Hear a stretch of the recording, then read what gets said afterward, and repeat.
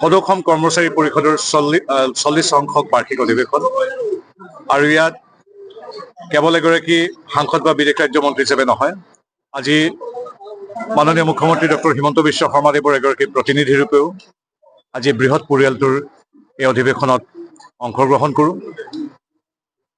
Doctor Himanta Biswa শৰ্মাদেৱ প্ৰথম মন্ত্ৰী হোৱাৰ দিনটোৰ পৰাই এই সংস্থাটোৰ সৈতে এগৰাকী পৰিয়ালৰ সদস্য ৰূপে ওতঃপ্ৰোতভাৱে জড়িত আৰু আমাৰ পৰিষদৰ তথা কৰ্মচাৰীসকলৰ স্থায়ী হওক বা অস্থায়ী হওক প্ৰতিটো অসুবিধা পৰ্যায়ক্ৰমে তেখেতে দূৰ কৰি আমাৰ লাখ লাখ কৰ্মচাৰীৰ পৰিয়ালৰ মুখলৈ হাঁহি আনিবলৈ সক্ষম হৈছে। এতিয়াও কিছু কৰিবলৈ বাকী আছে আৰু আমি এইকাৰণে ভাল পাইছোঁ যে কৰ্মচাৰী পৰিষদৰ প্ৰতিগৰাকী সদস্যই ডক্টৰ হিমন্ত বিশ্ব শৰ্মা বা ৰাজ্য চৰকাৰৰ ওপৰত গভীৰ আস্থা আৰু বিশ্বাস আছে যে তেখেত তথা তেখেতৰ নেতৃত্বাধীন মিত্ৰজোঁটৰ চৰকাৰে সকলোবিলাক নিয়াৰিকৈ সমাধান কৰিব। আৰু বহুত ভাল খবৰ আছে, আমি সেইবিলাক পাতিলোঁ। আমাৰ কাৰিকৰী ক্ষেত্ৰত আমাৰ বীমা ফ্ৰী ইঞ্চুৰেঞ্চৰ পৰা মাতৃ পিতৃ বন্দনালৈকে আমাৰ অস্থায়ী কৰ্মচাৰীসকলৰ হাউচ ৰেণ্টৰ যিটো মৰগীয়া বানচ, সেই বানচটোৰ পৰা অন্যান্য বহু কথা যিখিনি কৰ্মচাৰী জড়িত কথা আছে সেই কথাখিনি আমি ইতিমধ্যে মুখ্যমন্ত্ৰী মহোদয়ে সকলোবিলাক নিয়াৰিকৈ সমাপন কৰি দিছে আৰু যিখিনি আৰু দুই এটা বাকী আছে সেইখিনি আমি যিহেতু নিয়মিতভাৱে কৰ্মচাৰীসকল আমি আমাৰ চৰকাৰৰ লগত বহি থাকি গতিকে এইখিনি সৌহাৰ্দ্যপূৰ্ণ কম দিনৰ ভিতৰতে সমাপন হ'ব। আৰু মই মোদী ডাঙৰীয়াৰ হৈ মুখ্যমন্ত্ৰী ডক্টৰ হিমন্ত বিশ্ব শৰ্মা দেৱৰ হৈ অধিৱেশনত সমবেত 1.5 সহস্ৰাধিক প্ৰতিনিধিৰ লগতে শদিয়াৰ পৰা ধুবুৰীলৈকে দুয়োটা উপত্যকাত যিমানখিনি আমাৰ কৰ্মচাৰী আছে, কৰ্মচাৰী পৰিয়াল আছে, তেওঁলোকক ধন্যবাদ জনালোঁ তেখেতসকলৰ অপৰিসীম ত্যাগ, পৰিশ্ৰম আৰু চৰকাৰৰ প্ৰতি সহযোগিতাৰ বাবে। আৰু আমি বিশ্বাস কৰোঁ যে কৰ্মচাৰী পৰিষদ বা কৰ্মচাৰীসকল দ্বিতীয় বা তৃতীয় পক্ষ নহয়, প্ৰথম পক্ষ, অৰ্থাৎ আমি। চৰকাৰ মানে আমাৰ সেই চতুৰ্থ বৰ্গৰ নতুনকৈ যোগদান কৰা কৰ্মচাৰীজনৰ পৰা আমাৰ ডক্টৰ হিমন্ত বিশ্ব শৰ্মা দেৱলৈকে গোটেই 5-6 লাখ মানুহৰ পৰিয়ালটোৱে হ'ল চৰকাৰ। এই চৰকাৰৰ প্ৰতিটো ভাল কাম অসমীয়া ভাষাক ধ্ৰুপদী ভাষাৰূপে স্বীকৃতি দিয়াৰ পৰা আলি পদূলিৰ উন্নয়নলৈকে আমাৰ স্কুল কেইখনৰ পৰা আমাৰ চাহ বাগিচাৰ যে 3,33,000 পৰিয়ালক আমি যে মাটি তেওঁলোকৰ ভূমি 200 বছৰৰ পিছত তেওঁলোকৰ স্বত্ব দিয়াৰ প্ৰক্ৰিয়া আৰম্ভ কৰিছোঁ, এই সকলো ভাল কামবিলাকৰ সম অংশীদাৰ হ'ল আমাৰ কৰ্মচাৰীসকল। মুখ্যমন্ত্ৰী হিমন্ত বিশ্ব শৰ্মাদেৱে সেই মন্ত্ৰই আগুৱাইছে। এইটো এটা পৰিয়াল, এই পৰিয়ালটোৰ আমিও সদস্য, গতিকে আমি ভাবোঁ পৰিয়ালটো শক্তিশালী হ'লে আমাৰ সেৱা আৰু অধিক ত্বৰান্বিত হ'ব, শক্তিশালী হ'ব। গতিকে সেইকাৰণে আজি আমি যদিও এই মুহূৰ্তত ভাৰতীয় জনতা পাৰ্টীৰ আমাৰ ৰাজ্যিক গুৰুত্বপূৰ্ণ নিৰ্বাচন কেন্দ্ৰিক বহুতো আলোচনা হৈছে, সেইখনৰ মাজৰ পৰা মোক আমাৰ দলে অনুমতি প্ৰদান কৰিছে যে এই মুহূৰ্তত পৰিয়ালটোৰ এই শুভক্ষণত এগৰাকী প্ৰতিনিধি হিচাপে হিমন্ত বিশ্ব প্ৰতিনিধি হিচাপে আমি উপস্থিত হ'ব এই বিষয়ে আলোচনা চলি আছে। এইটো এনেকুৱা ধৰণৰ বাইটত কৈ দিয়া কথা নহয়, তাত কাৰিকৰী কথা আছে, কোনে কোনটো ল'ব কি নল'ব। গতিকে এই কথাখিনি আচলতে আমাৰ পৰিষদ আৰু ৰাজ্য চৰকাৰে খুব কম দিনৰ ভিতৰতে এইখিনি কথা যাক কোনে কোনটো নীতিত মানি চলিব, কোনখিনিত আসুৱাহ আছে, কোনটো সৰ্বভাৰতীয় পৰ্যায়ত বাকী ৰাজ্যতো সমাদৃত হৈছে, গোটেই কথাখিনি আলোচনা চলি আছে, চলি থাকিব। এইটো এটা প্ৰক্ৰিয়া। 8ম দৰমহা আয়োগৰ প্ৰতিবেদন 1 জানুৱাৰীৰ পৰা কাৰ্যকৰী কৰিবৰ কাৰণে কৰ্মচাৰী পৰিষদে দাবী জনাই আহিছে।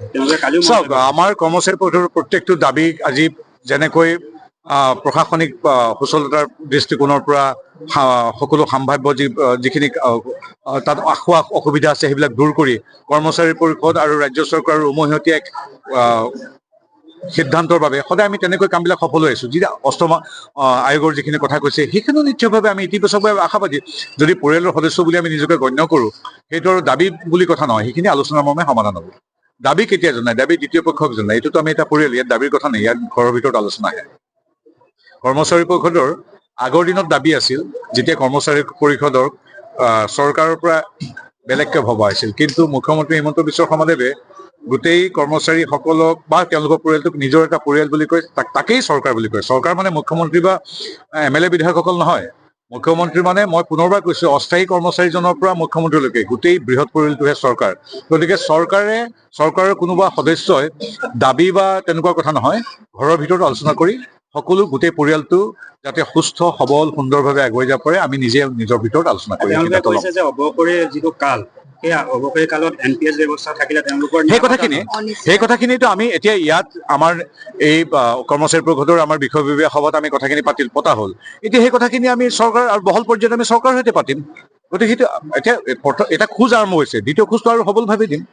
গতিকে এটাই মনত ৰাখিব, যিবিলাক কাম আগতে হোৱা নাছিল সেইবিলাক কাম এইখন চৰকাৰৰ দিনত হৈছে, আৰু সেইকাৰণে কৰ্মচাৰী পৰিষদৰ কেৱল কৰ্মচাৰীসকল নহয়, তেওঁলোকৰ পৰিয়ালৰ যি 20 লাখ সদস্য আছে, তেওঁলোকো আজিৰ তাৰিখত হিমন্ত বিশ্ব শৰ্মা বা মোদী ডাঙৰীয়া বা আমাৰ চৰকাৰৰ ওপৰত নিষ্ঠা ইত্যাদি নিষ্ঠা, আস্থা আৰু বিশ্বাস পোষণ কৰি আমি একেলগে হাতে হাত ধৰি আগবাঢ়িছো। গতিকে সেই আগৰ দিনৰ মানে কি দাবী আমুক এইবিলাক নহয়, আমি পৰিয়ালৰ ভিতৰত নিজেই সকলোবিলাক ঠিক কৰি ল'ম। হয়, আমাৰ আমন্ত্ৰণ ক্ৰমেই আমাৰ মন্ত্ৰী মহোদয় পবিত্ৰ মাৰ্ঘেৰিটা ডাঙৰীয়া তেখেতে আমাৰ সভাত আহি আমাৰ সভাৰ সুস্থ বৃদ্ধি কৰিছে। আমি তেখেতলৈ আন্তৰিক শ্ৰদ্ধা জ্ঞাপন কৰিছোঁ, আৰু লগে লগে তেখেতে আমাৰ কৰ্মচাৰীৰ লগত জড়িত বিভিন্ন বিষয় ইয়াত তেখেতৰ বক্তব্যত প্ৰকাশ কৰিছে। ইতিমধ্যে ৰাজ্য চৰকাৰে বিগত আমাৰ এই কাৰ্যকালত যিখিনি আমাৰ কৰ্মচাৰী সমাজৰ কাৰণে কাম কৰিলে, এই কথাখিনি ধৰক আমাৰ নগদবিহীন স্বাস্থ্য সেৱা আঁচনি বা আমাৰ শূন্য বীমা আঁচনি, আমাৰ ধৰক এই বিষয়টো আছিল আমাৰ মাষ্টাৰ ৱৰ্ক চাৰ্জ, সেইসকলৰ যিটো 50% হাউচ ৰেণ্ট, আমি আচলতে 100% হাউচ ৰেণ্ট পোৱাটো আজিৰ তাৰিখত বিচাৰিছোঁ। অন্যহাতে আৰু আমাৰ এক্সকেডাৰ পষ্টৰ যিটো আজি বহু বছৰ যদি সমাধান নোহোৱা তেওঁলোকৰ কোনো প্ৰমোচন নাছিল, সেই প্ৰমোচন ব্যৱস্থাবিলাক হৈছে তেখেতৰ বক্তব্যত সেইবিলাক নিশ্চিতভাৱেই চৰকাৰে আদৰণীয়ভাৱে বৰ আন্তৰিকতাৰে কৰ্মচাৰী সমাজৰ কাম কৰি গৈছে। আৰু আহি থকা দিনত কৰ্মচাৰী সমাজৰ যিবিলাক বিষয়, যেনে ধৰক আমাৰ শিক্ষকৰ আৰ্জিত ছুটি বা অন্যান্য যিবিলাক আমাৰ গুৰুত্বপূৰ্ণ বিষয় আছে, অষ্টম দৰমহা আয়োগৰ প্ৰতিবেদন, NPS UPS বিষয়, এই সন্দৰ্ভতো তেখেতক আমি অৱগত কৰাইছোঁ। আৰু ইতিমধ্যে আমাৰ অধিৱেশনতো এই বিষয়বিলাক সজোৰে উত্থাপিত হৈছে। আমি যোৰহাট জিলা কৰ্মচাৰী পৰিষদৰ আতিথ্যত এই যে 40 সংখ্যক সদৌ অসম কৰ্মচাৰী পৰিষদৰ বাৰ্ষিক অধিৱেশন, এই অধিৱেশনৰ জৰিয়তে আমি পুনৰবাৰ আমি ৰাজ্য চৰকাৰক আমাৰ কৰ্মচাৰীসকলৰ যিবোৰ বিষয় ইতিমধ্যে সমাধান হোৱা নাই, আৰু ইতিমধ্যে ধৰক সমাধান বহুত হৈছে, আমি চৰকাৰক তেখেতসকলে কৰা যিবিলাক ভাল কাম, সেই ভাল কামবিলাকৰ আমি প্ৰতিনিয়তভাৱে আমি সহায় সহযোগিতা কৰি আছোঁ, আমি অভিনন্দন জনাই আছোঁ, আদৰণি জনাই আহিছোঁ যে তেখেতসকলে বিগত সময়ত ধৰক আমাৰ ৰাজ্যখনৰ চাকৰিৰ ক্ষেত্ৰত, চৰকাৰী চাকৰিৰ ক্ষেত্ৰত এটা পদক্ষেপ লৈছে যে আমি ইমান চাকৰি দিম। ইতিমধ্যে প্ৰায় 1 লাখৰ অধিক, প্ৰায় 1.5 লাখ বুলি ক'ব পাৰি চাকৰি এটা নিকা ব্যৱস্থাৰ জৰিয়তে চাকৰি প্ৰদান কৰিছে। এইবিলাক ক্ষেত্ৰত সদৌ অসম কৰ্মচাৰী পৰিষদে অসম চৰকাৰক আদৰণি জনাইছোঁ।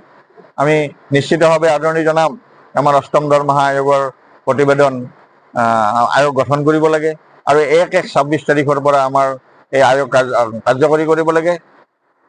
ইতিমধ্যে কেন্দ্ৰীয় চৰকাৰে যি নিৰিখত আমাক বেতন প্ৰয়োগ, কেন্দ্ৰীয় চৰকাৰৰ অধীনৰ কৰ্মচাৰীসকলক বেতন প্ৰয়োগ কৰিব, ঠিক একেই ধৰণে অসম চৰকাৰৰ শিক্ষক, বিষয়া, কৰ্মচাৰী একেই হাৰত বেতন দিব, এই কথাবিলাকতে আজি উল্লেখ হৈছে ইয়াত। গতিকে আমি আজিৰ এই মুকলি সভাখনত পবিত্ৰ মাৰ্ঘেৰিটা ডাঙৰীয়া আহি উপস্থিত হোৱা আমি খুব ভাল পাইছোঁ, আনন্দ পাইছোঁ। তেখেতে মুখ্যমন্ত্ৰী মহোদয়ৰ বিশেষ প্ৰতিনিধি হিচাপে আজি সভাত উপস্থিত হৈছিলে। আৰু ইপিনে আনহাতে আমাৰ জাতীয়তাবাদী যুৱ ছাত্ৰ পৰিষদৰ নেতা ইয়াত আহিছিলে, তেখেত আছে। আমাৰ এইখন মহাবিদ্যালয়ৰে আমাৰ প্ৰিন্সিপাল অধ্যক্ষ ছাৰ, তেখেতৰ দ্বাৰা আমি আমাৰ অভ্যৰ্থনা সমিতিৰ দ্বাৰা যিখন স্মৃতিগ্ৰন্থ প্ৰস্তুত কৰি উলিওৱা হ'ল, তেখেতৰ দ্বাৰাই আমি এইখন উন্মোচন কৰা হৈছে। গতিকে বিভিন্ন দিশত আমি আজিৰ তাৰিখলৈকে এই অধিৱেশন সফল হিচাপে গণ্য কৰিছোঁ। আমি আশা ৰাখিছোঁ আজি 2টা দিনৰ গোটেই বা বাতৰি আপোনালোকে প্ৰচাৰ কৰি আছে, তাৰ কাৰণে সদৌ অসম কৰ্মচাৰী পৰিষদৰ তৰফৰ পৰা আন্তৰিক ধন্যবাদ জ্ঞাপন কৰিছোঁ।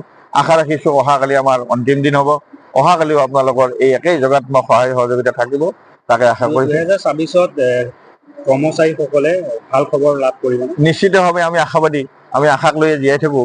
গতিকে 26ত আমাৰ কৰ্মচাৰী সমাজৰ যিটো মূল বেতনৰ বিষয় জড়িত হৈ আছে, গতিকে ৰাজ্য চৰকাৰৰ বিশেষ সহায়তাত, ৰাজ্য চৰকাৰৰ সহানুভূতিৰ কথা নাহে, আমি বেতন পাব লাগিব, কিন্তু ৰাজ্য চৰকাৰৰ কিছুমান বিষয় থাকিব যিবিলাক বিষয়ৰ জৰিয়তে আমি মানে উপকৃত হ'ব পাৰিম। আৰু তাৰ কাৰণে ৰাজ্য চৰকাৰৰ আমাৰ কৰ্মচাৰী সমাজৰ এটা অমিল আলোচনা বিলোচনা নিশ্চিতভাৱে অব্যাহত থাকিব।